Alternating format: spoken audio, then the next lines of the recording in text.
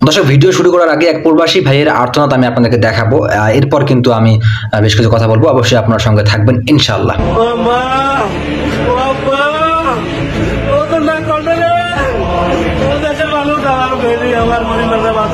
দর্শক, ভিডিওটি দেখে আপনারা কি বুঝতে পারলেন? সেখানে আমরা দেখতে পাচ্ছি যে এক প্রবাসী ভাই তিনি খুব বেশি আর্তনাদ করতেছেন, খুব বেশি কান্না করতেছেন। কেননা এই জন্য যে তার পরিবার বন্যার মধ্যে পড়ে আছে, তার পরিবার বন্যার কবলে আছে। তিনি মূলত প্রবাসী। হ্যাঁ, তিনি প্রবাস থেকে তিনি তো বাসায় আসতেও পারতেছেন না, তার পরিবারকে রক্ষা করতেও পারতেছেন না। এজন্য তিনি ভিডিও বার্তায় এসে খুব বেশি আর্তনাদ করতেছেন, অনুরোধ করতেছেন যে যত টাকা লাগে আমি দিব, তারপর আমার পরিবারকে আপনারা বাঁচান। ভাই দেখেন, এটা শুধু একজন প্রবাসীর ভাইয়ের ভিডিও, হয়তো এরকম আরো অনেক প্রবাসী ভাইয়ের ভিডিও আছে।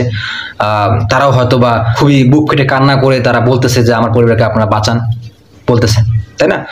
আসলে একের পর এক বিপদ বাংলাদেশের মধ্যে আছড়ে পড়তেছে। আমরা অনেক ভাই বোনদের হারালাম রিসেন্ট, এই আন্দোলনের যে ভাই বোনদেরকে আমরা হারালাম, রিসেন্ট হারাইলাম। এরপর আবার আমরা হারাতে বসেছি এই বন্যার কবলে পড়ে থাকে আমাদের আরো আত্মীয় স্বজন, আরো ভাই বোনদেরকে।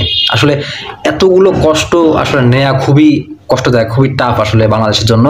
আমরা ভাই কেউই ভালো নেই। আমি ফেসবুকে স্ক্রলিং করতেছি আর শুধু দেখতেছি আর্তনাদ, আর শুধু দেখতেছি বন্যায় পড়ে থাকা মানুষদের ভয়াবহ দৃশ্য, ভয়াবহ ফুটেজ, ভয়াবহ আর্তনাদ। সো আসলে এগুলো আসলে মেনে নেওয়া খুবই কষ্টকর যে এক বাংলাদেশের মধ্যে এত এত বিপদ আসলে মেনে নেওয়া খুবই কষ্টকর। আমি লাস্ট একটা কথা বলবো, আমি ছোট হিসেবে একটা কথা বলতে চাই যে বর্তমান ভারত খুব বেশি বার বেড়ে গেছে, যেটাকে আমরা বলি আর কি, খুব বেশি বেড়ে গেছে। তো এটাকে থামাতে হলে আমি অনুরোধ করব ডক্টর ইউনূস স্যারকে।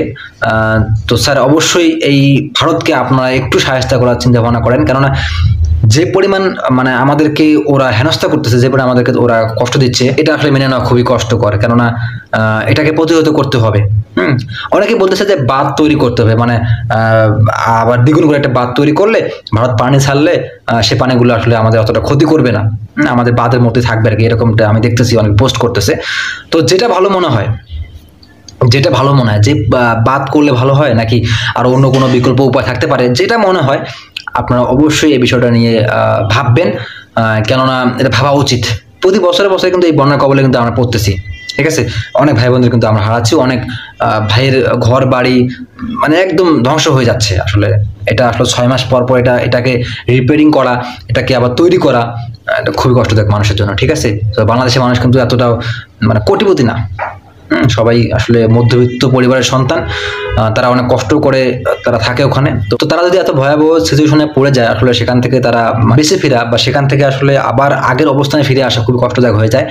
তো যাই হোক, ইতিমধ্যে আমি দেখতে পাচ্ছি জামাতে ইসলাম সহ, আচ্ছন্না ফাউন্ডেশন, শাইখ আহমদুল্লাহ হুজুর সহ আরো বেশ কয়েকজন মানুষ, আর বেশ কয়েকজন হুজুর, আরো মানুষ, সাধারণ মানুষ সবাই কিন্তু বন্যা কবলিত মানুষদেরকে হেল্প করার জন্য ছুটে যাচ্ছে, তাদেরকে খাবার দেওয়ার চেষ্টা করতেছে। তো এটা আসলে অনেক ভালো, দেওয়া উচিত। এবং যারা বন্যা কবলিত পড়ে থাকা সেই জেলার আশেপাশে যারা আছেন, তারা অবশ্যই একটু হেল্প করার চেষ্টা করবেন সেই ভাই বোনদেরকে। কেননা বর্তমান সময় খুব বাজে অবস্থায় আছে তারা, অনেক শিশু বাচ্চা অনেক কষ্টে আছে। তো এদেরকে একটু দেখবেন, অবশ্যই হেল্প করার চেষ্টা করবেন, যতটুকু পারেন হেল্প করার চেষ্টা করেন। অবশ্যই আল্লাহ তাআলা আপনাদেরকে এই যা অবশ্যই পরকালে দান করবেন। তো ঠিক আছে দর্শক, আর কিছু না বলি, ভালো থাকবেন, আল্লাহ হাফিজ।